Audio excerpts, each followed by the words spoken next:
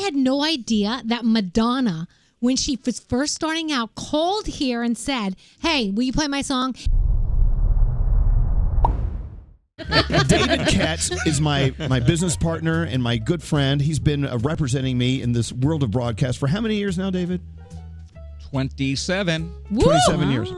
Elvis, my favorite part is when you used to announce David, you would say, "This is my partner." He would go, "Not like that." Right.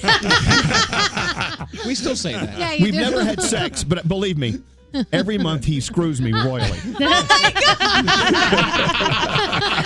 Hey. I have made this man. How many houses have you bought now? I mean, you're doing really well. I'm up to 3. I love it. Nice. So David has always been a big fan of our show and radio, and our station here in New York, Z100, is it has a great story behind it.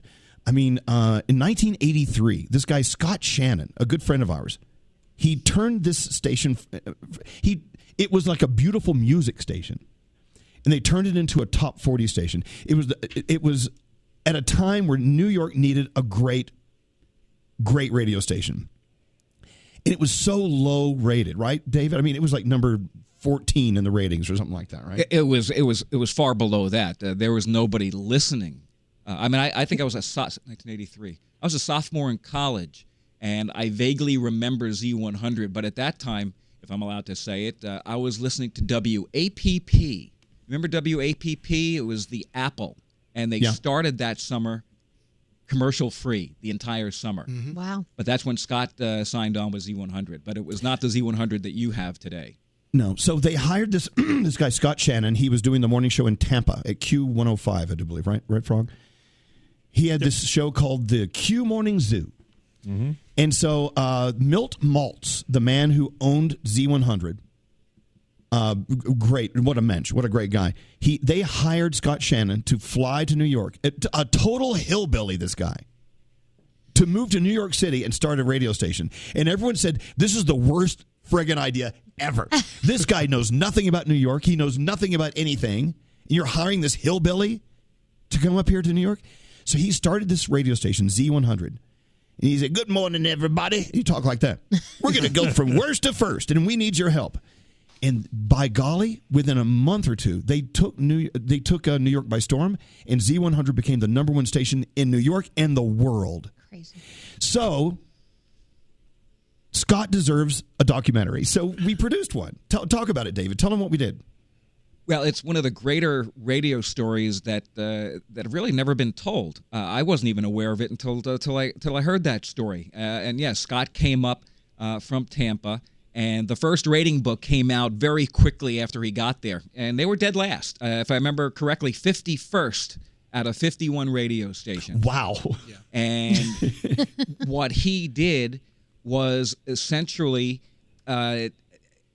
solicit help from the audience to try, the very few people that were listening at the time, to try and engage them to help the radio station gain traction. Tell 25 friends, please listen to Z100. And he kept making these appeals on the radio. And it had people like Joan Jett that were launched off of Z100. Debbie Gibson. Debbie Gibson. Yeah. Right. Madonna. There's a great story. Bon Jovi. Who tells a great story of him just hoping to be pulled over on the side of the road by a cop because his song is playing on Z100. Yeah. And so this is the story that we wanted to tell. There are great interviews with people, from the management people to the original cast, including one of your own, John Bell, who we were just talking about, who looks fabulous at the age of 87. And so I know people in the radio world are going to love this story, but I think anybody like myself who grew up at that time in college and high school listening to the original Z100 are really going to like this story. Mm-hmm. And to know that now, 39 years later, and Elvis, you've been at the helm of it for 26 of those years, mm-hmm. It is still the number one radio station in New York, in the country, in the world. It's really a remarkable story, and I'm hoping this does well enough so then we can have the sequel, the Elvis years.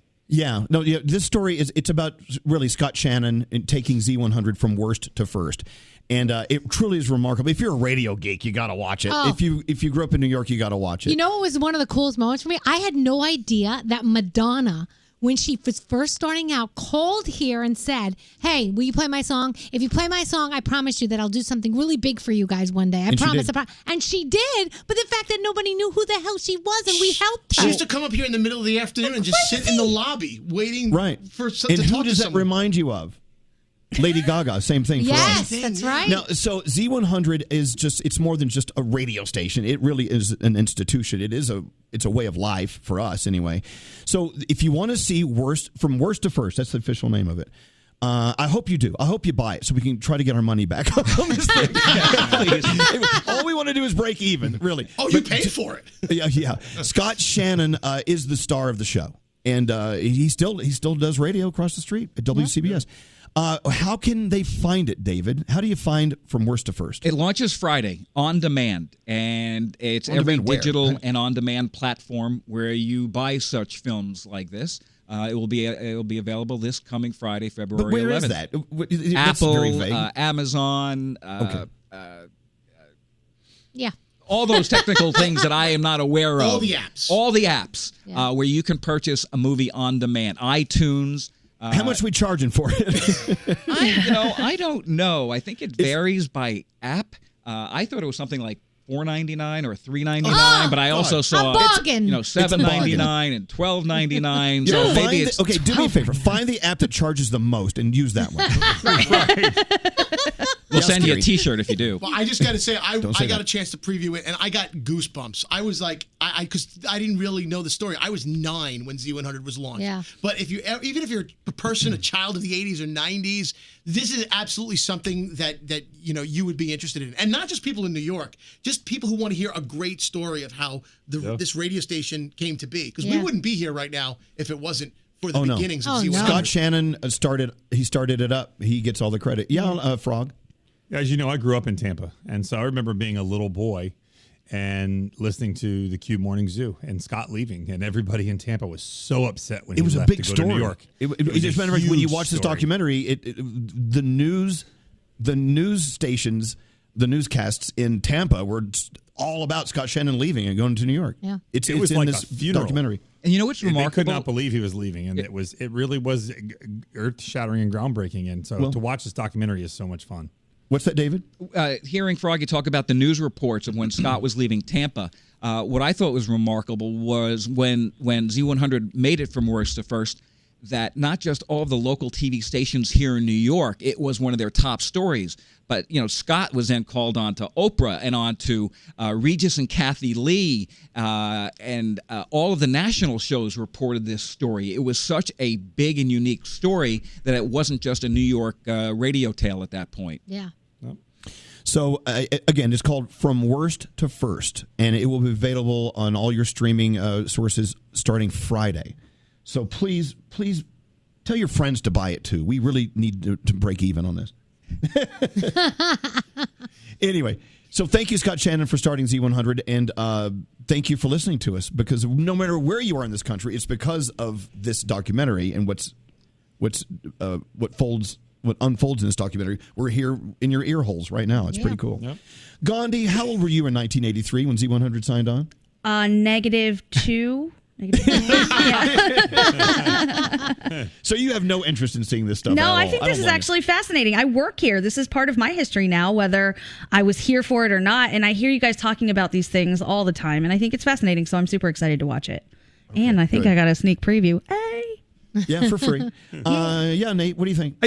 I started in radio in the late 90s, and Z100 the majority of our audience is living around the New York area. I don't think they realize the magnitude of this station. In our industry, it is the top. And when you hear a story like this of how they were in last place and then got to first place, it's just astounding when you actually know how the industry works. It's never happened again. It hasn't happened since. It's a one-of-a-kind story, Well, I tell you, we should do the second documentary from first to worst. No, will you stop? Is that the story? Stop it. Is that the story of you scatting? Oh, don't make me. Get out of here. Scatting. I'll scat right now.